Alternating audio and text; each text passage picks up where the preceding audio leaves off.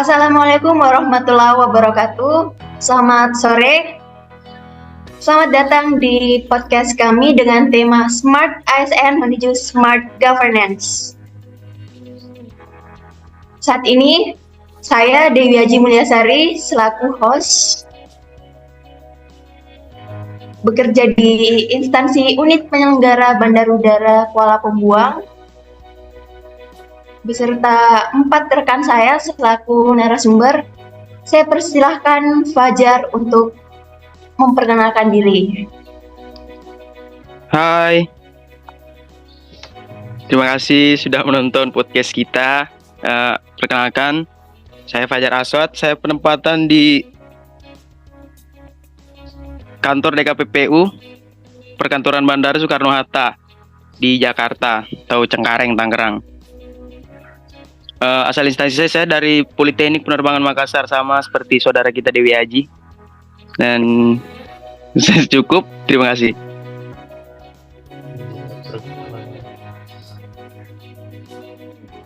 Selanjutnya Gimel, silahkan. Terima kasih untuk rekan Dewi. Perkenalkan, saya Gimel Octovin Putra Pardede dari kantor UPBU kelas 3 Pongtiku, Tanah Toraja. Saya lulusan dari Politeknik Penerbangan Medan. Mungkin sekian dari saya, terima kasih.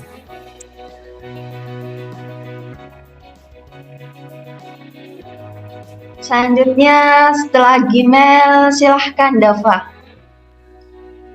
Izin memperkenalkan diri, nama saya Dava Uhud Purnomo, penempatan di BPTD kelas 2 Kepulauan Riau, asal kampus Poltek Trans SDP Palembang. Sekian, terima kasih.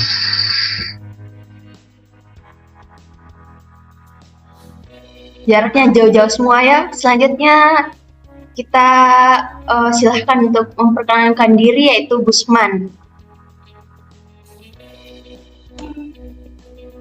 Izin memperkenalkan diri, nama saya Usman Sihab, asal instansi dari kantor unit penyelenggara Pelabuhan kelas 3 Batahan, Sumatera Utara, asal kampus saya dari Politeknik Pelayaran Banten.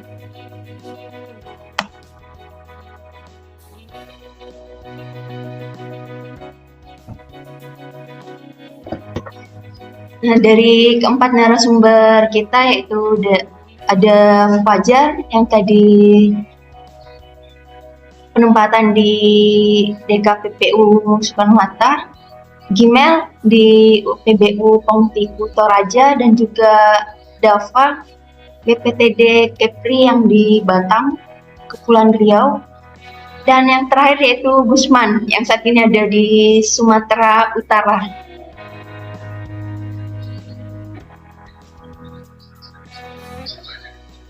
Di dalam kegiatan sehari-hari dari narasumber kita ini di instansi kerja mereka, gimana ya penerapan Smart ASN menuju Smart Governance. Gusman, silahkan untuk menjawab. Iya, terima kasih Mbak Dewi atas pertanyaannya. Kebetulan pada saat ini kami, tepatnya saya sebagai CPNS di kantor unit penyelenggara pelabuhan kelas 3 Batahan, diperintahkan oleh kepala kantor untuk berada di kapal patroli KNP 5115 dan bertugas sebagai salah satu awak kapal untuk mengurus dan merawat serta melakukan patroli di sekitar wilayah kerja pelabuhan Batahan. Nah, Smart ASN-nya itu kami selalu melakukan patroli dengan menerapkan prinsip Smart ASN, yaitu salah satunya networking atau hubungan kerja dengan organisasi lain. Contohnya, pada saat patroli kami selalu berkoordinasi dengan pihak-pihak terkait seperti TNI AL dan Polairut untuk keselarasan dan keamanan pada perairan di sekitar Pelabuhan Batahan. Seperti itu, Mbak Dewi. Itu tadi ya dari kegiatannya Pak Gusman ini di pelabuhan yang ada di Sumatera Utara. di mana tugas sehari-harinya yaitu patroli di awak kapal, yang tentunya penerapan cerdas ASN-nya itu selalu melakukan networking ya dan koordinasi pada TNI AL untuk keselarasan di instansi kerja Gusman. Selanjutnya Dava, silahkan untuk menjelaskan kegiatan sehari-harinya. Oke, terima kasih atas waktunya. Saat ini saya berada di kantor BPTD kelas 2 Kepulauan Riau, di mana saya dipekerjakan di unit sarana transportasi. Sebenarnya banyak sih apa yang telah kami lakukan, pekerjaan yang telah kami lakukan yang berkaitan dengan smart ASN. Cuman salah satunya sama juga dari bidang networking. Kami berkolaborasi dan sinergi dengan pihak polisian, TNI, dan pihak-pihak lain untuk mengamankan lalu lintas, apalagi nih kayak mau mudik nih kan, mengamankan lalu lintas arus mudik tuh. Kami bekerja sama untuk mengamankannya. Biasanya kalau posko lebaran itu kalau di Kepulauan Riau ini kan di area pelabuhan biasanya nih diletakkannya poskonya. Jadi kami yang pertama itu networking, kemudian yang kedua di kantor saya yang berkaitan langsung dengan tupoksi saya sebagai pengawas dari operasional pelabuhan. Saya sendiri biasanya menginput manifest atau data produktivitas penumpang untuk angkutan kapal tuh dari data yang dihitung oleh operator pelabuhan, kemudian dikirimkan ke kami input di sebuah situs web yang namanya Siasati. Jadi itu juga termasuk dalam pemahaman atau penguasaan di bidang IT. Mungkin itu sih Mbak Dewi. Mantap banget ya Dava di BPTD Kepulauan Riau yang saat ini lebih ke operasional pelabuhan, dan tidak lupa untuk terus berkolaborasi dan juga bersinergi dengan TNI dan Polri. Dan adapun pada penerapan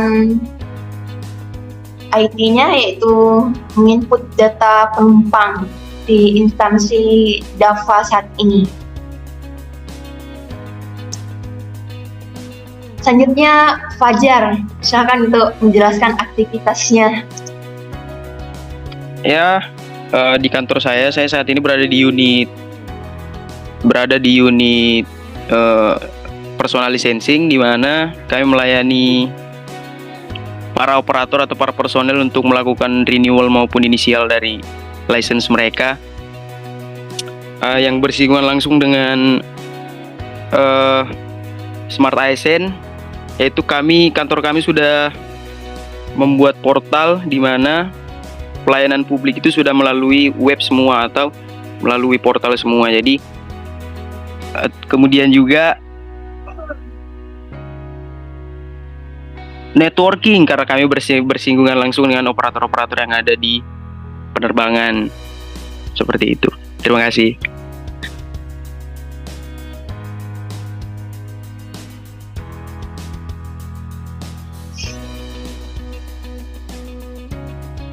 Fajar yang tadinya yang saat ini di unit personel lisensi di Direktorat Kelayakan Pesawat Udara ya, tentunya saat ini sudah melalui portal-portal website semua ya, jadi pelayanan publiknya betul. juga untuk selalu berkomunikasi ya. Yang terakhir narasumber kita yaitu Gimel yang ada di UPBU Pongtiku, silahkan. Ya, terima kasih untuk Mbak Dewi kesempatan. Mungkin saya tuh sama mungkin tugas harian dengan Mbak karena kita sama-sama penempatan UPBU di matra penerbangan. Kalau untuk saya sendiri, saya kebetulan berada di unit listrik di kantor UPBU kelas 3 Pemutiku Toraja. Mungkin untuk kegiatan Smart ASN-nya itu yang paling saya tonjolkan di sini mengenai tentang penggunaan alat-alat atau IT gitu, karena kan kita di sini di bandara itu tugas utamanya itu mengoperasikan dan menyalakan itu alat-alat untuk mendukung kegiatan operasional di bandara, seperti contohnya itu FIDS atau visual display untuk para penumpang dapat mengetahui informasi terkait kedatangan pesawat, jumlah pesawat, tujuan pesawat, dan lain-lain. Terus mungkin yang dapat saya sampaikan kembali mengenai tentang gimana sih kita sebagai ASN itu melaksanakan tugas sesuai jadwal dinas kita, melaksanakan absensi sesuai jam kerja kita, dan itu tuh dilakukan secara signifikan dan dilaporkan kepada kepegawaian. Mungkin dari saya seperti itu. Terima kasih.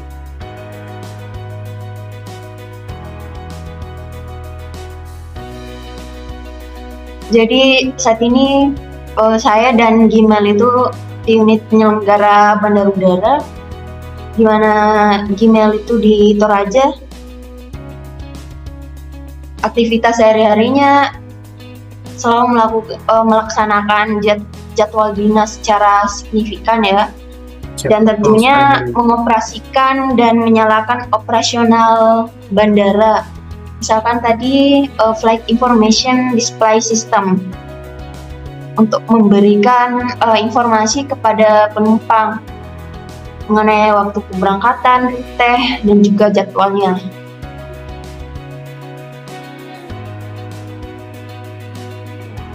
Selanjutnya saya ingin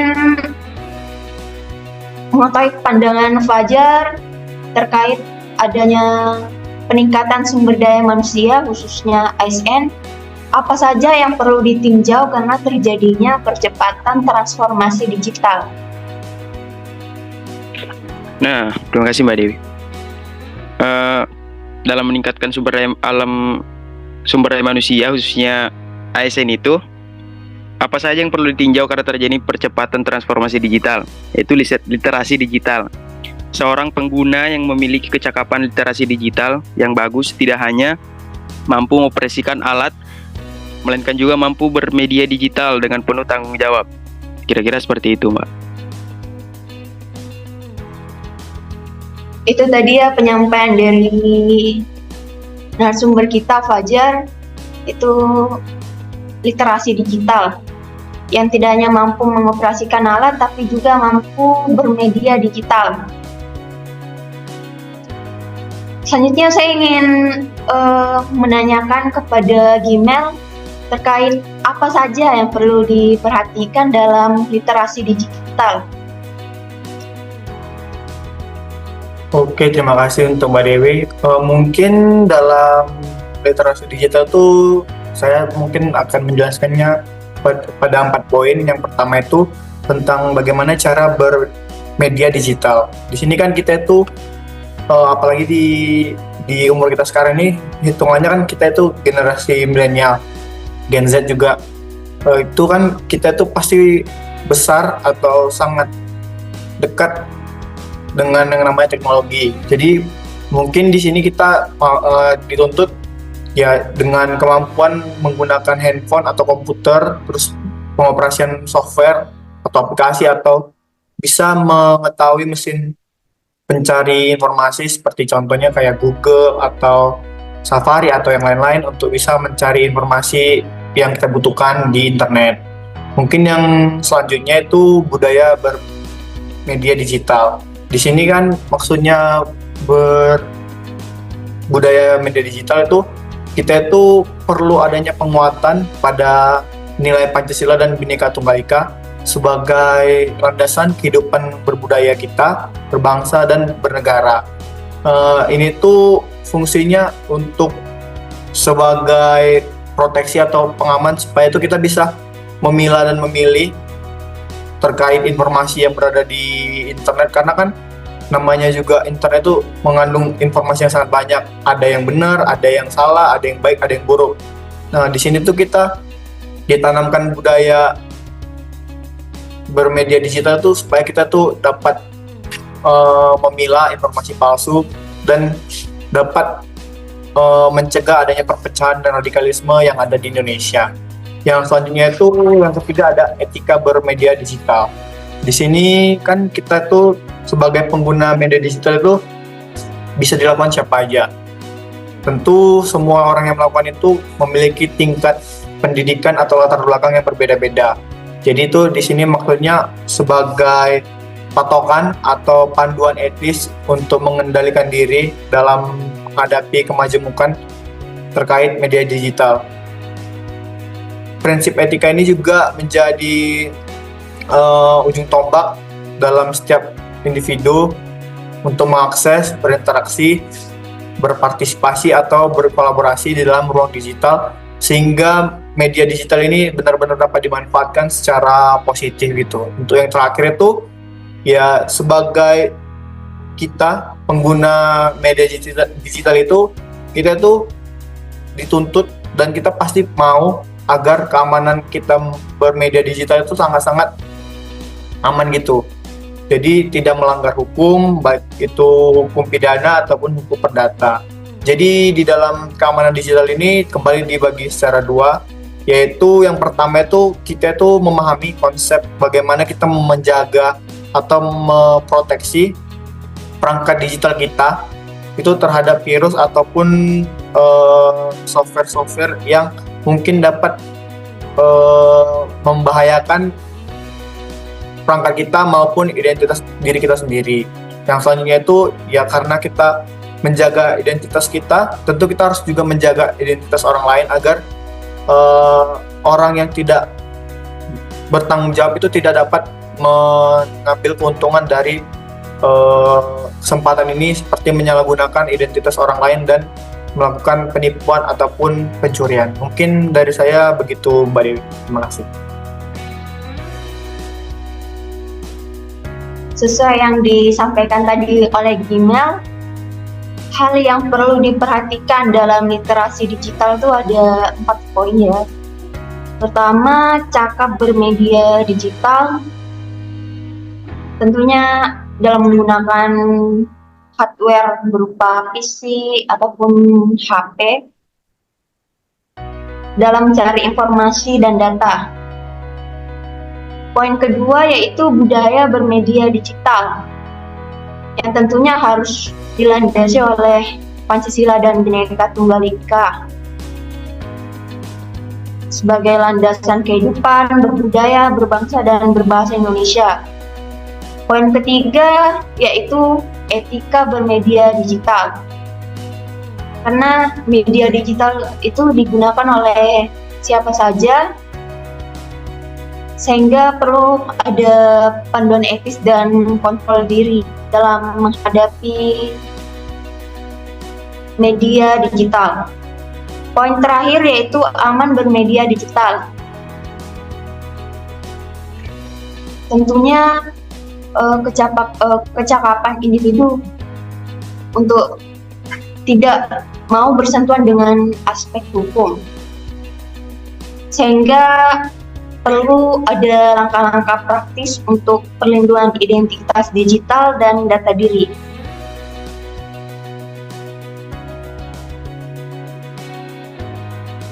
Selanjutnya, Dava.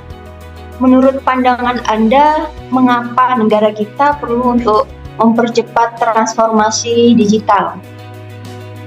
Oke, terima kasih. Menurut pandangan saya, mempercepat informasi digital itu penting karena percepatan transformasi digital yang berkelanjutan menjadi elemen kunci dalam upaya pemulihan pasca pandemi COVID-19 yang terjadi di awal tahun 2020 kemarin. Kecepatan ini juga sekaligus menjadi komponen pendorong dalam membangun bangsa yang lebih tangguh dan berdaya saing. Kemudian, kecepatan transformasi digital juga diprioritaskan untuk penguatan ekonomi digital.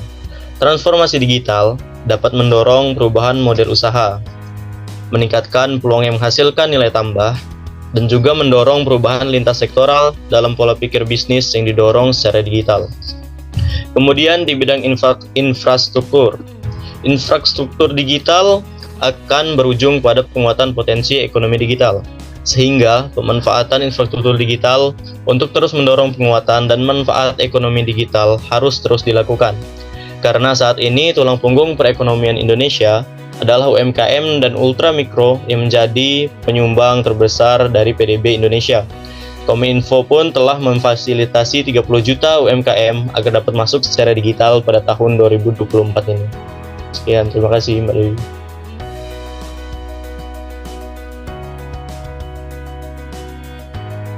Menurut yang disampaikan tadi oleh Dava, itu Indonesia tentunya perlu untuk mempercepat transformasi digital.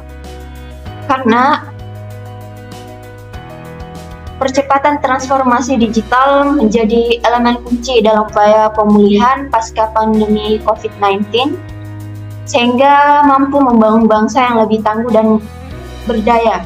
Selain itu, percepatan transformasi digital juga diprioritaskan untuk penguatan ekonomi digital, sehingga meningkatkan nilai tambah dan mendorong perubahan lintas sektoral dalam pola pikir bisnis yang didorong secara digital.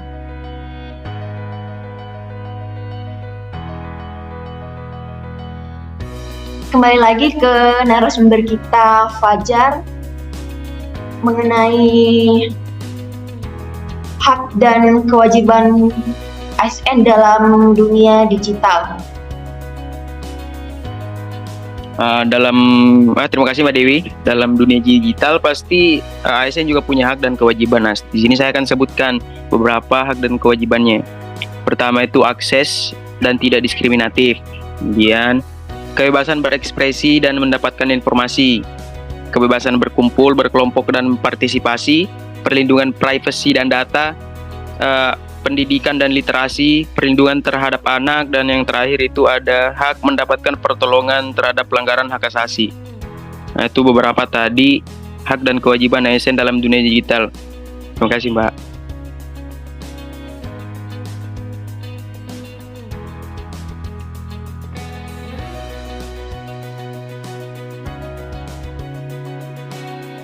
Terima kasih Fajar. Jadi itu tadi yang disampaikan oleh Fajar mengenai hak dan kewajiban ASN dalam dunia digital. Tidak diskriminatif, kebebasan berekspresi, kebebasan partisipasi, perlindungan privasi dan data, pendidikan dan literasi, perlindungan terhadap anak, dan hak mendapatkan pertolongan terhadap pelanggaran hak asasi. Betul sekali Mbak De. Selanjutnya narasumber yang paling dinantikan yaitu Gusman. Bagaimana menerapkan prinsip praktik digital dalam kehidupan Anda? Ya, terima kasih Mbak Dewi atas pertanyaannya tentang menerapkan prinsip praktik digital dalam kehidupan sehari-hari ya. Saya punya beberapa cara, yaitu yang pertama, menyediakan pelayanan inklusif dan responsif yang mendorong pekerjaan digital maupun aktivitas pembelajaran. Yang kedua, menyertakan aspek kesejahteraan digital dalam kebijakan yang sudah ada, khususnya yang berkaitan dengan kebijakan aksesibilitas dan inklusi. Ketiga, menyediakan lingkungan fisik dan daring yang aman. Prinsip ini termasuk penyediaan pencahayaan ruangan yang memadai, akses wifi, dan sebagainya. Dan memastikan setiap individu mematuhi peraturan mengenai kesehatan dan keselamatan.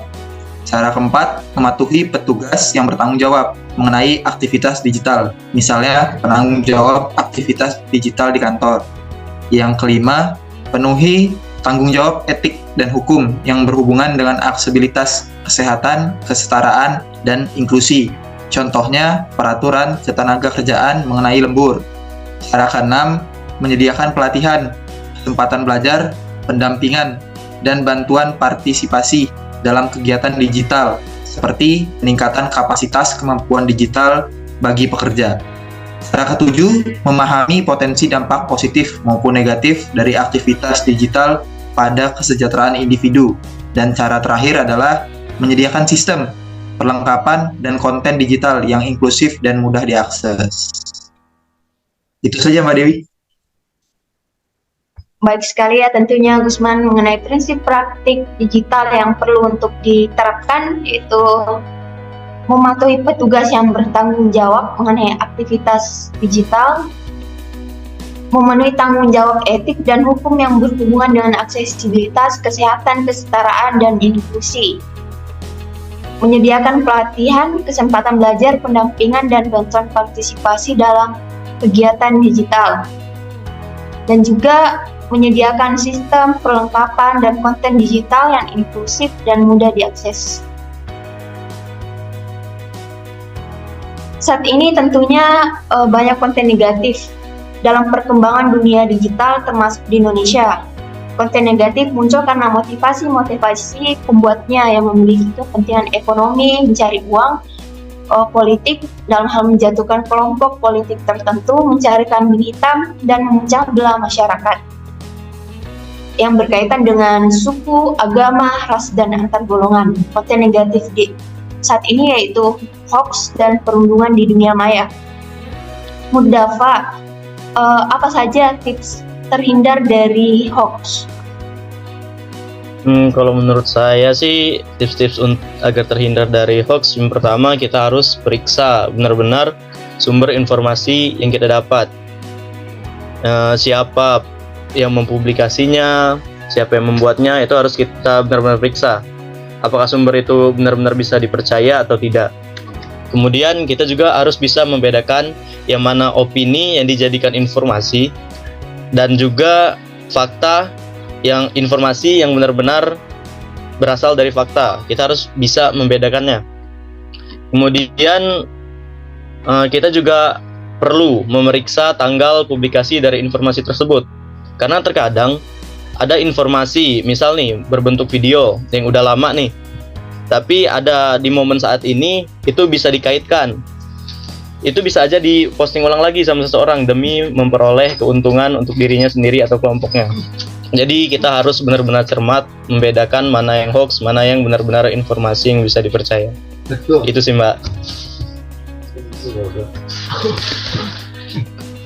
Makasih Dava. Jadi kita itu perlu untuk selalu membedakan opini dengan fakta. Dan tentunya untuk mendapatkan berita dari sumber berita. Yang terakhir yaitu pertanyaan untuk Gusman, bagaimana cara mengatasi cyberbullying? Untuk hal tersebut menurut saya cukup rumit ya Mbak Dewi ya, karena cara mengantisipasinya juga tidak semudah seperti yang lain. Tapi kita bisa mencoba yang pertama melaporkan apabila ada postingan di media sosial, karena seluruh media sosial berkewajiban menjaga penggunaan tetap nyaman berinteraksi. Yang kedua, jika perundungan tersebut membahayakan, segera kita lapor kepada pihak yang berwajib. Dan yang terakhir, kita coba ambil gambar atau screen capture sebagai bukti perundungan jika sewaktu-waktu dibutuhkan pada saat pelaporan. Ya, itu saja Mbak Dewi dari saya. Baiklah, jadi semua untuk pengguna media itu untuk mengatasi hoax dan juga tentunya cyberbullying, tentunya kita harus melaporkan posting tersebut di sosial media karena seluruh medsos berkewajiban menjaga penggunanya tetap nyaman berinteraksi, dan juga jangan lupa untuk screen capture juga sebagai bukti perundungan jika sewaktu-waktu dibutuhkan saat melapor. Benar banget Mbak Dewi. Itulah tadi dari kami. Selamat menyaksikan dan juga terima kasih sudah meluangkan waktunya selama kurang lebih 17 menit bersama Smart ASN menuju Smart Governance. Selamat sore dan wassalamualaikum warahmatullahi wabarakatuh. Waalaikumsalam warahmatullahi wabarakatuh. Waalaikumsalam warahmatullahi wabarakatuh. wabarakatuh. Komen, like, subscribe-nya ya guys. Terima kasih guys.